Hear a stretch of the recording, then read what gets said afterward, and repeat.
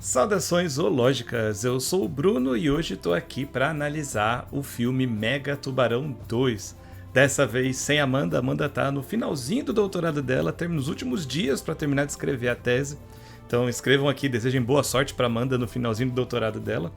E a gente vai ver aqui o que eu achei sobre o filme Mega Tubarão, qual que é a parte da ciência que está correta no filme, não são muitas, qual que é a parte que dava pra melhorar, como é que eu achei do filme, tudo isso e muito mais. A primeira coisa é só pra deixar claro que essa vai ser uma análise sem spoilers primeiro, e depois vai ser uma análise com spoilers. Eu vou avisar antes de mudar de um para o outro, beleza? Então vamos lá, a primeira impressão que eu tive com o filme, eu queria saber o que vocês acham sobre isso. Foi uma impressão muito parecida com a que eu tive em Jurassic World Dominion, onde as melhores cenas do filme já aparecem no trailer. Então, quase todas as cenas falam, nossa, que cena muito legal, é isso, eu já tinha visto antes no trailer. E pra mim isso quebra um pouco do ritmo que eu tava esperando, que fosse um filme que eu ia ver bastante coisa nova acontecendo. Queria saber o que eles iam explorar, porque aparecem novas espécies nesse filme. Então, pra mim foi a mesma coisa que eu senti quando eu vi Jurassic World Dominion. Todas as cenas que eu achei as mais legais já tinham aparecido no trailer, então ficou meio como uma falta de novidade vendo aqui. E sempre que a gente analisa esse tipo de filme, muita gente vem comentar, falar, mas vocês queriam o quê? Que fosse um documentário? Não, a gente não quer que seja um documentário. Só que quando o filme se propõe a ser um pouco mais científico, a gente vai analisar se a ciência que ele propôs está correta ou não, para que a gente possa aprender mais. Não faz parte do meu intuito aqui dizer que o filme está errado, que eles não deviam fazer. Muito pelo contrário, os filmes do Mega Tubarão popularizaram muito a paleontologia do Megalodon. Eles tornaram esse animal que já era razoavelmente famoso, mas muito mais. Então muita gente começa a se interessar e fala, não, pera aí, então esse bicho ele existiu mesmo? Ele é um tubarão pré-histórico? Como que ele era? Isso faz as pessoas quererem saber mais sobre ele, é por isso que a gente faz vídeos sobre cultura pop aqui também no canal.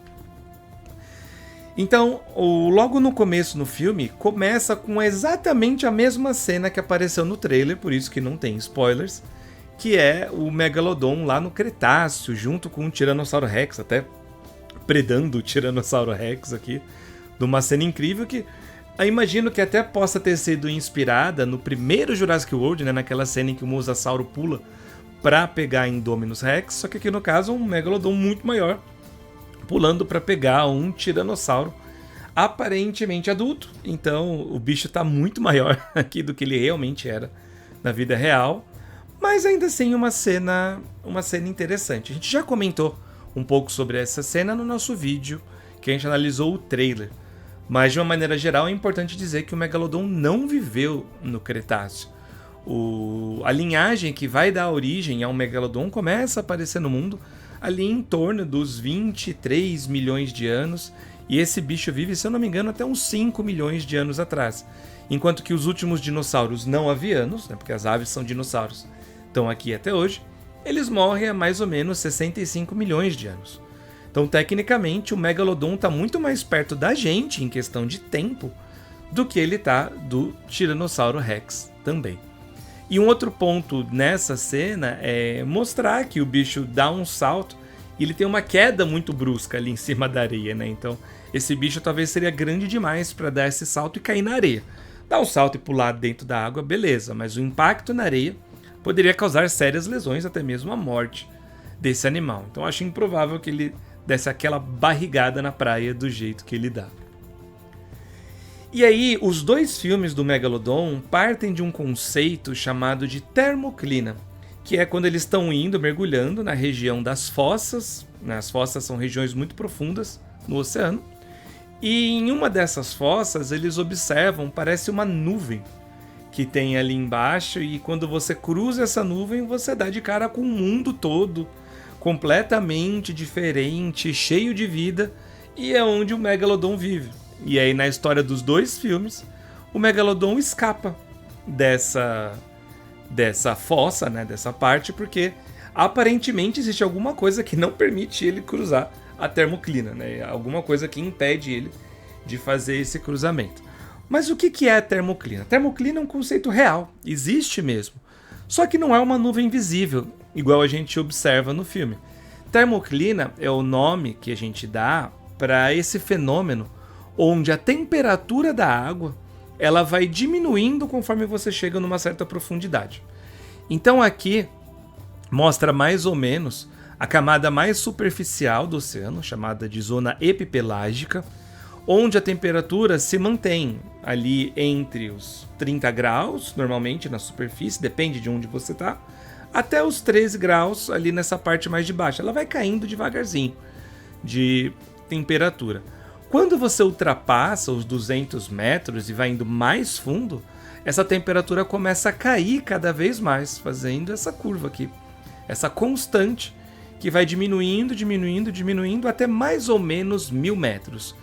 Nessa profundidade de 1000 metros para baixo, a temperatura se mantém estável. É uma zona de estabilidade em relação à temperatura, onde ela vai variar ali de 3 a 4 graus Celsius aproximadamente. Então a termoclina é um fenômeno físico que a gente consegue detectar, mas você não consegue observar ela, não tem nenhuma nuvem ali impedindo. E certamente, mesmo que tivesse alguma coisa mais densa, visível, isso não impediria nenhum animal de cruzar essa zona, indo para cima ou para baixo. Então é muito legal essa ideia de que, fictícia, né, de que, nossa, pode existir um bicho escondido ali. De fato, cada Amanda que trabalha com peixes do mar profundo, é muito comum descobrir novas espécies sempre que você faz uma nova expedição, mas na realidade a possibilidade de existir um megalodon desse tamanho enorme, assim, que ninguém tivesse encontrado, é bem baixa. E aí, nesse segundo filme, eles têm um momento que também apareceu no trailer, então também não é spoiler, onde estão explorando essa região do mar profundo. Eles colocam qual que é a profundidade, então dessa vez eles falam lá no filme, então é abaixo dos 7.000 metros de profundidade, e mostra um ambiente super rico em vida, cheio de formas super coloridas, mostra aqui com essas florestas de algas subaquáticas, as kelp forests, né? São algas enormes, que parecem árvores, que se formam mesmo no fundo do mar. O problema é que elas não se formam nessa profundidade, elas se formam em águas muito mais rasas, até porque essas algas precisam de luz do sol para fazer a fotossíntese. E nessa profundidade, a gente não tem luz do sol. E então uma coisa que me chamou muito a atenção enquanto eu via o filme, a Amanda infelizmente não pôde ver por conta dessa correria do doutorado, mas foi a quantidade de vida que é mostrada ali, e nenhuma dessas espécies, nenhum desses seres vivos vive de fato no mar profundo. Eles podiam ter colocado pelo menos um peixe-diabo, igual aparece aqui em Procurando Nemo. Então Nemo colocou uma espécie que é de fato associada ao mar profundo. Poderiam ter colocado, mas não, eu coloco uma lampreia aqui, que é um peixe que existe mesmo de verdade, um peixe parasita, só que não ocorre também nessa profundidade do oceano. Então eu fiquei impressionado, colocaram vários bichos ali vivendo numa concentração muito maior do que eles vivem na realidade, né? O mar profundo ele é muito despovoado, então a densidade populacional para algumas espécies chega a ser de um indivíduo a cada 5, 10 quilômetros. Então imagina, né? Para você encontrar alguém da mesma espécie, às vezes é até difícil, tem que nadar quilômetros e quilômetros para poder encontrar. E de todos os seres vivos que eles mostraram, não peguei nenhum que de fato viva ali no mar profundo. E tem um outro conceito que é muito explorado no cinema para vários filmes diferentes, só que não reflete a realidade que a gente vê, que é o conceito de predador alfa, onde você tem um rei dos monstros, você tem um rei dos animais, e os outros animais daquela espécie, ou mesmo de outras espécies, igual a gente vê em Rei Leão, por exemplo, da Disney, obedecem, têm respeito, seguem esse animal. Isso é uma mentalidade muito humana que a gente tem de enxergar na nossa hierarquia, tentar enxergar a hierarquia na natureza. São poucos os animais que trabalham com essas questões de hierarquia. Então, aqui no caso, né, um dos conceitos no filme é que tem um megalodon maiorzão e ele chama os outros, e os outros seguem ele e tudo mais. Na prática, isso não acontece, especialmente com tubarões. porque tubarões tendem a ser caçadores solitários. Então eles tendem a não formar essas agregações, embora o motivo pelo qual eles formam uma agregação é super válido, que eu achei um dos pontos fortes desse filme, mas eu vou falar na parte com spoilers. E aí a gente tem também esse traje, o traje robô submarino, que já tinha aparecido antes, no trailer já tinha aparecido, e que é um traje complicado, porque obviamente não existe assim na vida real. O mais próximo que a gente tem disso são os ADS, que são os Atmospheric Diving Suits. São essas roupas que eles chamam de alguns chamam de submarino em forma de roupa, né, de onde você entra dentro, mas tecnicamente é como se fosse um mini submarino. Ela não é flexível, né? Ela é articulada, mas super resistente. E é uma roupa que aguenta certas profundidades, mas o máximo de profundidade que esse tipo de material aguenta é de 700 metros de profundidade. No filme, eles vão a 7.620 metros de profundidade, ou seja, 10 vezes mais do que os 700 metros de profundidade, que é o limite que essas roupas chegam. Então, é muito legal eles terem mostrado isso. Eles foram baseados numa tecnologia que existe, de fato. Dentro dessa roupa, existem equipamentos que mantêm a pressão do ar em torno de uma atmosfera, que é a mesma pressão que a gente tem aqui na superfície, na altura do nível do mar. E elas são super úteis para você estudar, realizar procedimentos. O pessoal que trabalha fazendo manutenção no fundo do mar, que tem que mergulhar, pode usar isso aqui também para pesquisa. É mais difícil de utilizar, mas do jeito que mostra no filme, vestido como se fosse uma roupa mesmo aqui, isso não existe. A pressão, ainda mais aqui, ela é muito grande, ela esmagaria facilmente todos os materiais que eles mostraram no filme. Ok, daqui pra frente então a gente vai ter spoilers. Então, se você ainda não viu o filme e você não quer saber de como é o filme, quais são os spoilers, você pode dar pausa por aqui e depois assistir de novo. Antes de ir para a parte de spoilers, então, qual que é a minha opinião sobre o filme, de uma maneira geral? Eu já não esperava muitas coisas do filme, assim, então eu fui sem expectativa. Só que tem alguns momentos em que ele realmente força a barra de um jeito que parece que, eu até vou comentar na parte com spoilers, que a física liga ou desliga quando convém. Assim, agora a física não vale mais, não, agora volta a valer. Então o filme ainda ficou abaixo, mesmo não tendo ido com muitas expectativas, mas pelas cenas de ação, as cenas principalmente na metade final ali do filme, com os bichos na superfície e tal, são super legais, super divertidos. Na minha cabeça eu inventei uma outra história, que os bichos não vivem no mar profundo, e sim estavam ali de algum jeito. E aí o filme fez mais sentido, que é me permitir me conectar mais com o filme. Então nessa segunda parte do filme eu achei mais interessante, mais pela parte da ação também, eu me diverti mais do que na primeira. Então vamos à análise com spoilers. Primeiro que pra gente tem uma grande surpresa ali, que um dos megas que eles capturam, talvez, eu não lembro agora direito da história do primeiro filme, mas eles têm um Megalodon em cativeiro. E eu fiquei até pensando, será que daria? Digamos que esse bicho ainda existisse. Digamos que eu conseguisse trazer ele de volta à vida. A gente consegue manter um Megalodon em cativeiro? E a resposta é muito provavelmente não. A gente não consegue manter um tubarão branco em cativeiro, que é 3, 4 vezes menor do que um Megalodon, quanto mais um Megalodon. Normalmente, peixes que nadam muito, que precisam de uma grande área de natação, vários tubarões, atuns, por exemplo, outros peixes que nadam bastante no oceano, são muito difíceis de serem colocados em cativeiro.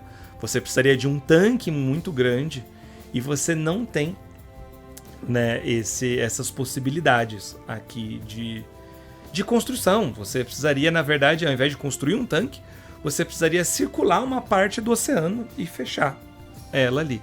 Só que teria que ser uma parte muito grande para você manter um Megalodon, então seria muito custoso. Quer dizer que se existisse um Megalodon, se a gente descobrisse algum, não dá para estudar ele? Não dá para estudar. Mas precisaria de outras formas. Você poderia colocar uma câmera nele, acoplada ali na nadadeira. Você poderia colocar sensores nele e deixar ele em vida mesmo, livre. E aí você ia acompanhando esse animal na vida livre dele.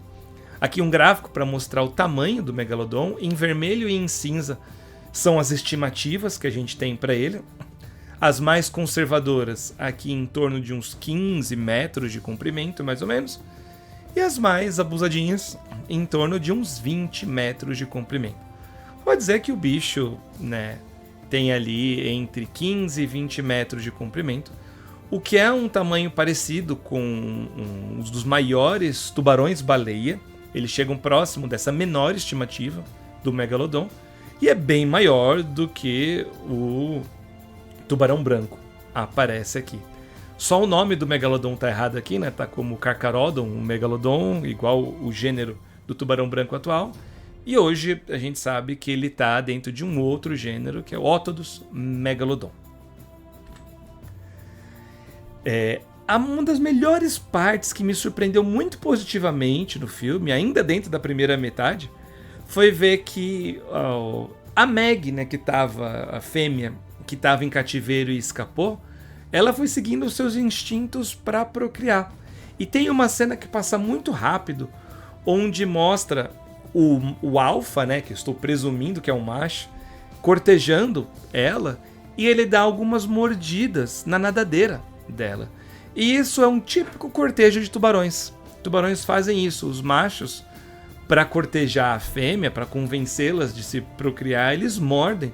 Às vezes de maneira inclusive agressiva, até machucando ela mesmo.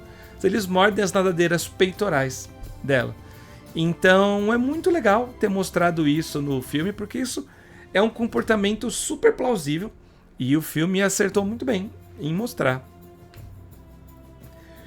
E a outra coisa que eu fiquei muito curioso foi sobre o laboratório, que eles estão mergulhando ali abaixo dos 7.000 metros de profundidade. E eles descobrem um laboratório secreto. Aí a gente fica pensando, será que dá para fazer um laboratório secreto? Será que dá para construir um laboratório nessa profundidade? Vamos ver a realidade. Hoje em dia você tem um laboratório subaquático no mundo. Ele fica na Flórida. É o Aquarius Reef Base.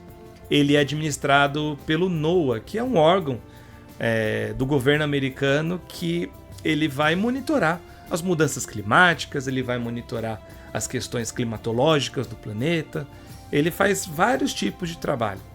E ele mantém esse Reef Base no fundo do mar a uma profundidade de 20 metros.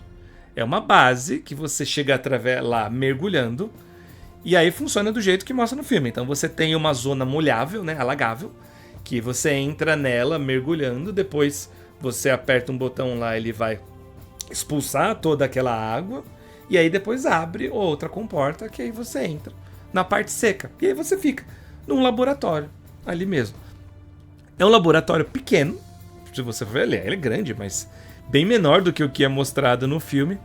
E a profundidade máxima que conseguiu colocar ele é 20 metros de profundidade. E mesmo assim ele é muito caro, é muito difícil de manter.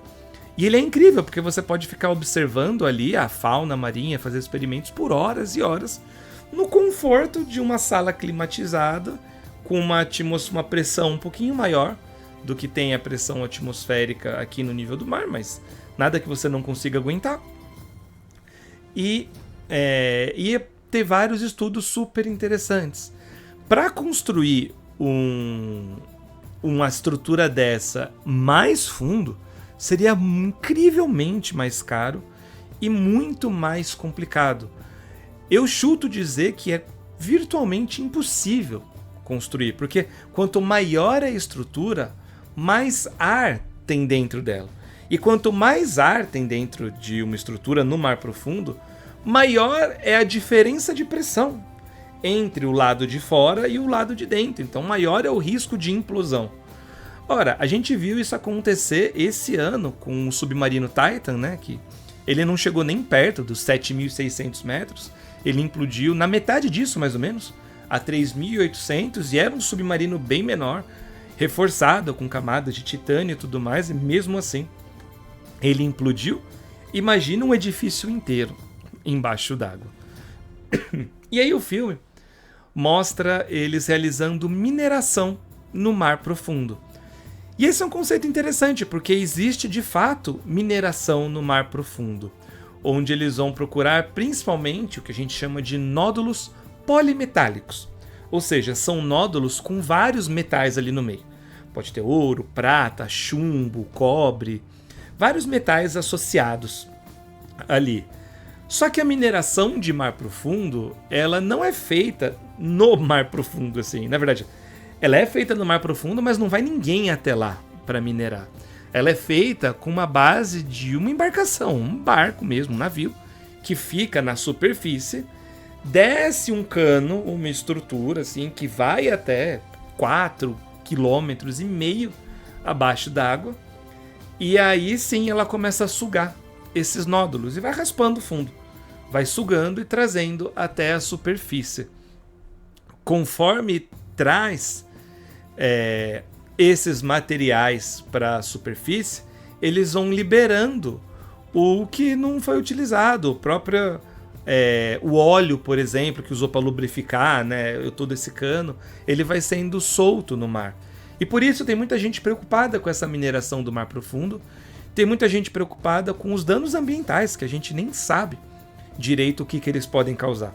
E você já quer ficar extraindo um monte de coisa dali.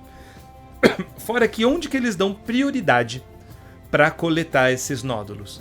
Eles dão prioridade para coletar em regiões de fontes hidrotermais. Sabe aquelas fumarolas que a gente vê no fundo do mar soltando aquela fumaça ali embaixo? Essas fontes são regiões onde você tem uma liberação de conteúdo do manto da Terra, passa por ali e ele é extravasado para fora. E o conteúdo que é extravasado para fora, ele pode ser rico em minerais dissolvidos, que eles vão depois decantando e vão formando esses nódulos cheios de substâncias e conteúdos que são caros, né? Então dá para ganhar dinheiro. Mas do jeito que é mostrado no filme, aquele tipo de operação, se fosse viável fisicamente, o que não é, ainda assim não pagaria. Os nódulos não são tão valiosos assim, a ponto de você pagar a construção de um laboratório inteiro a 7 km de profundidade. Então aquilo ali seria um péssimo negócio na vida real. Mas foi interessante mostrar, porque realmente mineração no mar profundo é um problema. Isso ainda está sendo discutido, então foi interessante que eles colocaram isso do lado dos vilões, né, do filme, para mostrar quão problemático é, o quanto a gente ainda tem que entender melhor os impactos que vai causar antes de sair minerando qualquer coisa no oceano. E aí a parte que mais me incomodou no filme foi a física que liga e desliga quando convém. Como eu comentei agora há pouco, esse aqui é o submarino Titan, né, que da Ocean Gate, que ele implodiu esse ano, indo a metade da pressão, metade da profundidade onde se passa o filme, e ele sendo uma estrutura muito menor e não tendo dano aparente no seu casco. Ele tinha provavelmente microfraturas, a gente ainda vai descobrir isso, mas ele não tem nenhum dano aparente, mas microfraturas que são invisíveis a olho nu fizeram esse submarino todo colapsar de uma vez e implodir. As pessoas morreram imediatamente ali. Imagina só o submarino, os submersíveis que eles estão dirigindo ali, né, pilotando ali no fundo do mar, quando caem as rochas em cima deles, um bate no outro e vem o bicho e morre. Qualquer microfratura que acontecer ali, o negócio implodia imediatamente. E aí tem aquela cena que a moça tá andando, né, com a roupa robótica, o vidro aqui da frente tá todo rachado, já tá todo quebrado, e mesmo assim, quando ela consegue andar assim, aquela primeira rachadura já tinha quebrado tudo e implodido, que é algo que acaba acontecendo mesmo no filme. Então, pelo menos, isso foi legal, mas eu achei estranho. Eu falei, nossa, agora a física resolveu ligar, né? Agora, beleza. só ali pra ela que de repente ela implode assim e aí tudo bem. Então achei que faltou um pouco de coerência, assim, de manter pelo menos as leis da física do jeito que a gente conhece elas. Pode inventar dos bichos vivendo ainda e ninguém tinha descoberto, maravilha. Mas a física, né, começa a ser um problema. Especialmente porque esse é um filme que ele não se vende como uma galhofa igual, sei lá, Sharknado, por exemplo. E ninguém vai pensar aí na física dos tornados carregando tubarões. Mas aqui não, o filme ele se propõe a ser mais sério um pouco. Então achei que faltou essa consideração um pouco maior sobre isso. Outro detalhe também, naquela cena que eles estão ali no laboratório e a moça na superfície ela liga com porta para começar a encher de água. Se existe uma conexão onde a água do mar pode passar por ali, ela não encheria aos pouquinhos. Imediatamente, qualquer micro caminho, a pressão do mar seria tão grande que todo o oceano daquela região ia invadir imediatamente aquela sala e ele ia destruir tudo. Imediatamente, assim, e não ia enchendo aos pouquinhos, igual mostra. E aí tem a parte que, meu Deus do céu, é a parte do filme aqui onde diz a física e a biologia e a sanidade desligam por completo.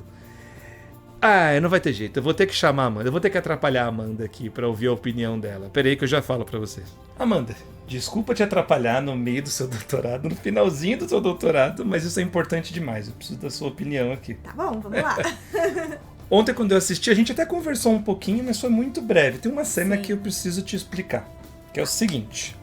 Em um determinado momento do filme, o Jason Statham, ele tem uma ideia genial, que eles precisam cruzar uma região no laboratório que está a 7.620 metros de profundidade, tá bem fundo, e ele precisa cruzar essa região nadando.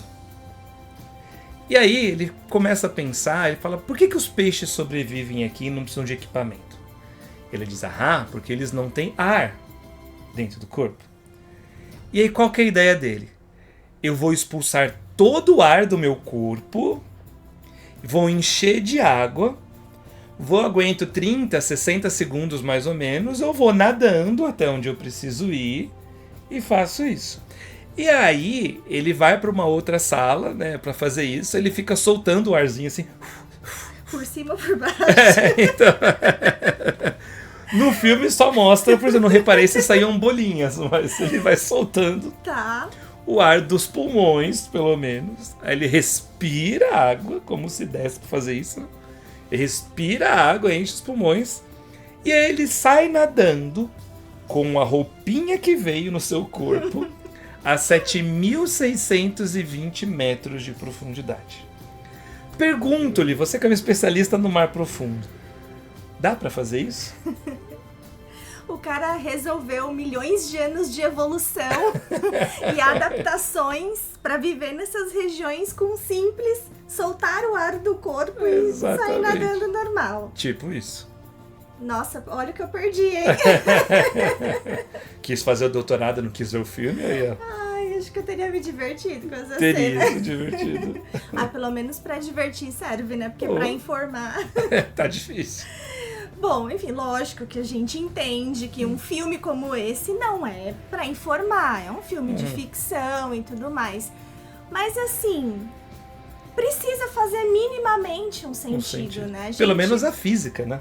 Exatamente, porque senão, se a gente fica lá com a suspensão da descrença lá em cima, a gente para de se identificar com o filme, né? Ou então o filme assume logo que é galhofa, tipo Sharknado. Exatamente. Né? Se vende assim e ok, vamos assistir só pra dar risada, mas não é essa a intenção do filme, não, né? Ele se passa como sério, pelo menos a impressão que eu tenho. Não, e é um filme bem produzido, né? Tem um orçamento bacana, assim.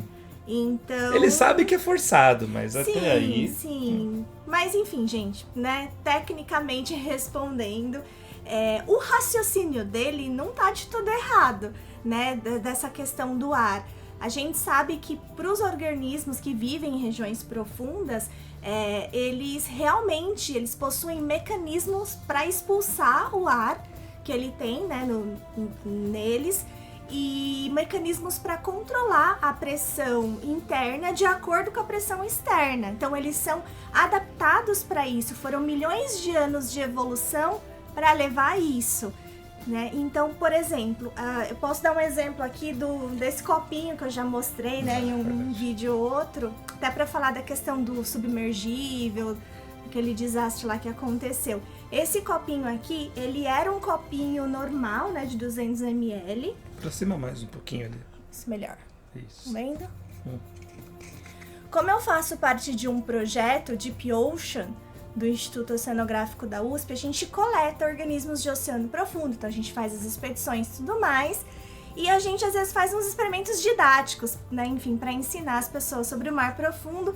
Esse copinho que era desse tamanho, ele foi comprimido pela pressão. Por quê? Porque o isopor, ele é cheio de ar, né, é um material bem poroso, e aí a pressão hidrostática, a pressão da água, ela vai expulsar esse ar e fazer a estrutura se colapsar. Então, no caso dos animais que vivem no mar profundo, eles naturalmente já têm mecanismos para expulsar o ar e controlar essa pressão. E a anatomia e a fisiologia deles já é toda preparada, toda adaptada para isso, o que não é o caso do nosso organismo.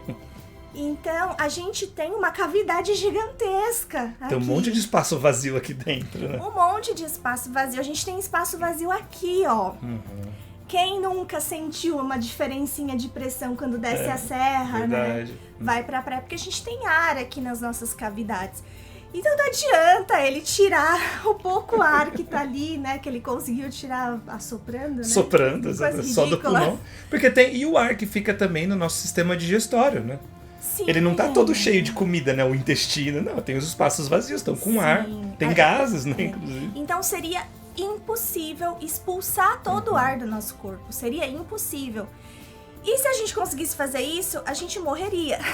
Exatamente. Então não tem como, assim, não faz sentido isso. Até porque, né, se você puxa o ar pro pulmão, igual ele fez, depois pessoas que estão quase afogando e depois são resgatadas, elas conseguem expelir a água para fora do pulmão, porque ainda tem um pouco de ar ali. E esse ar, na hora que você pressiona, ele aumenta a pressão e expulsa a água. E aí você pode encher de novo de ar. Sim. Agora, se tá tudo cheio d'água, como é que você vai expulsar? Não tem ar aqui dentro para você expulsar. Então... Não, tá tudo errado, gente. Pois é. Já tá errado, né? Um laboratório a 7.000 metros. Também, eu comentei isso no vídeo. Não dá. E, nossa, mas eu fiquei curiosa, teria sido engraçado. Eu acho que eu iria rir muito. Quando sair no streaming eu te mostro. Tá bom, então. Essa imagem aqui, né, só pra mostrar, esse aqui é de um peixe caracol. Sim. Que é de um animal que vive, né? Isso, os peixes caracóis são os vertebrados que vivem nas maiores profundidades do oceano.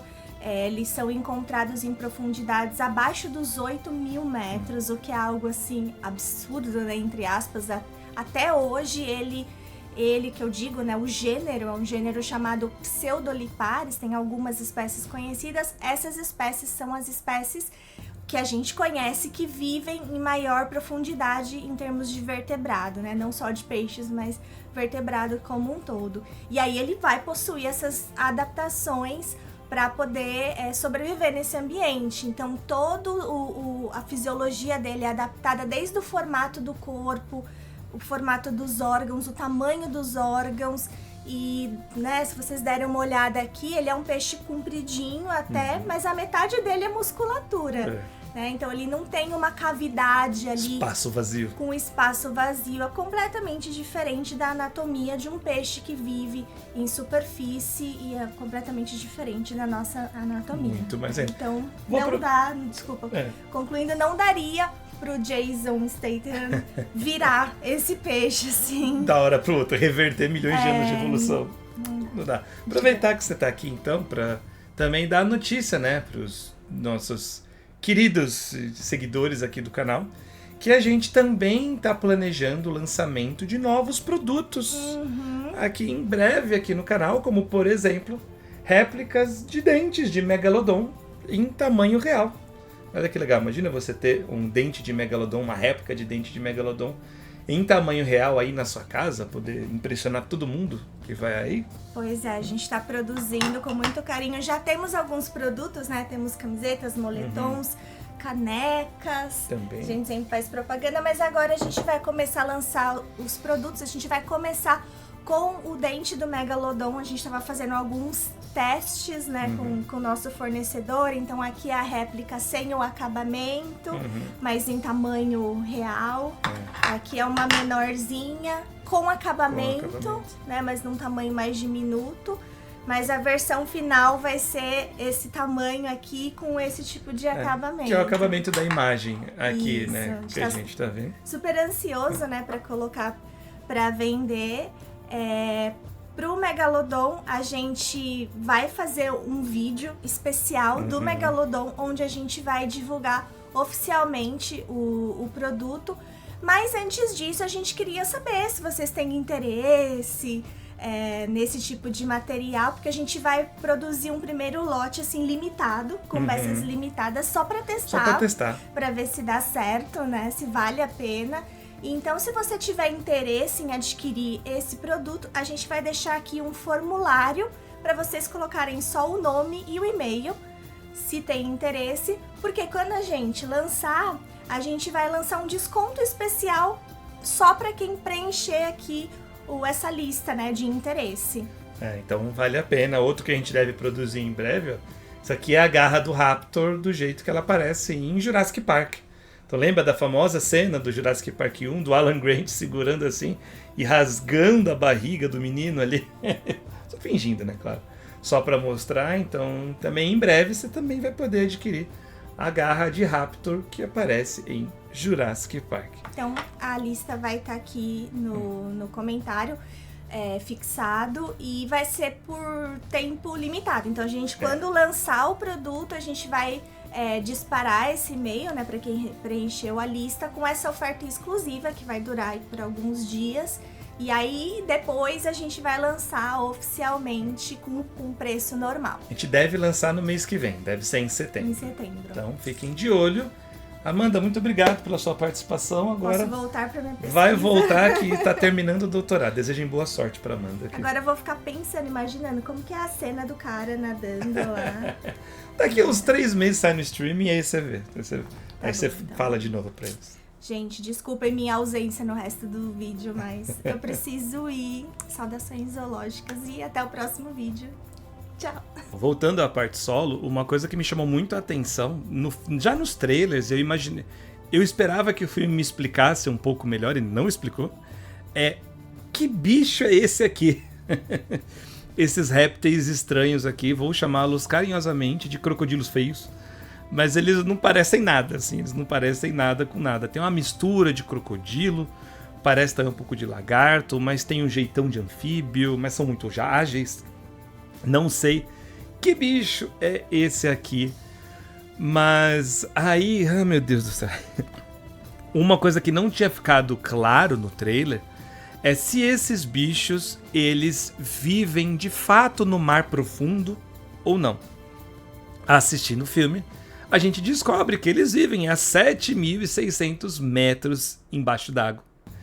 Então eles vivem sim ali no mar profundo, de alguma maneira eles viviam em águas superficiais e terrestres, eram terrestres semiaquáticos no Cretáceo, passaram 65 milhões de anos, eles não mudaram nada, continua a mesma coisa, a evolução desligou para eles também aqui, eles não funcionaram, não mudaram nada, e eles estão adaptados ali agora a viver no mar profundo, e depois o bicho sobe de novo até a superfície. Não tem nenhum efeito de descompressão. Os bichos, quando eles são capturados lá no mar profundo e sobem para a superfície, eles morrem todos, né? Porque a pressão interna é diferente da pressão externa, ela vai sendo muito maior, acaba fazendo com que os órgãos entrem em colapso, uma série de problemas. Mas uma coisa que me chamou a atenção é o seguinte, como esses bichos respiram? Porque primeiro eu tava vendo assim, até fui conferir de novo nas imagens, esses animais têm narinas. Então, ok, para um bicho terrestre, então eles estão respirando pelas narinas. Ok? Se eles respiram ar, como é que eles estão vivendo a 7.000 metros de profundidade no oceano? Eles sobem para respirar. Então, se eles sobem para respirar, a termoclina, que é a explicação que diz que eles não podem atravessar ela, não serve para nada, né? O que explica isso? E aí, olhando de novo os trailers, eu fiquei com essa impressão de que aqui perto da cabeça, esses animais têm brânquias também. Eu precisaria assistir o filme de novo para reparar se isso mostra. Se eu não me engano, não mostra de maneira clara essas brânquias deles, mas ali tem uns cortezinhos aqui que me parece brânquias. Então, será que é um animal que tem narina, tem pulmões e brânquias? Mesmo que for, existem alguns animais, peixes pulmonados, às vezes, que têm, por exemplo, respiram tanto de maneira aérea como de maneira através das brânquias. Só que, se você tem uma narina dessa e você desce no mar profundo, a pressão imensa, como a gente acabou de comentar agora há pouco, vai fazer com que essa água entre dentro das suas narinas, preencha todo o seu pulmão e talvez te colapse por dentro. Então também não faz sentido de maneira alguma esses bichos viverem ao mesmo tempo em cima da terra e viverem a 7.600 metros de profundidade. Fora que eles não têm adaptação nenhuma para viver desse jeito. Eles conseguem nadar ali de uma maneira parecida com que alguns lagartos nadam. Você tem a iguana marinha, por exemplo. Você procura vídeo na internet, ela nada super bonito, mas gasta muita energia para você ficar o tempo todo embaixo d'água nadando daquele jeito, sem nenhuma adaptaçãozinha. Eles têm, no momento do filme eu lembro de ter visto, na cauda uma parte mais alta um pouquinho, que eles poderiam usar como remo, mas mesmo assim é muito pouco. Uma coisa interessante é que eles até colocaram aqui no design desse bicho as narinas na parte de cima da cabeça, não na frente. E olha só, isso é muito legal, porque essa é uma tendência que acontece em vários grupos que se tornam aquáticos secundariamente. Acontece em mosassauros, acontece em cetáceos, por exemplo. A narina tem uma migração, ela vai ficando cada vez mais dorsal. Então foi muito legal, mas esses bichos ainda precisam respirar ar, né? Eles não respiram embaixo d'água.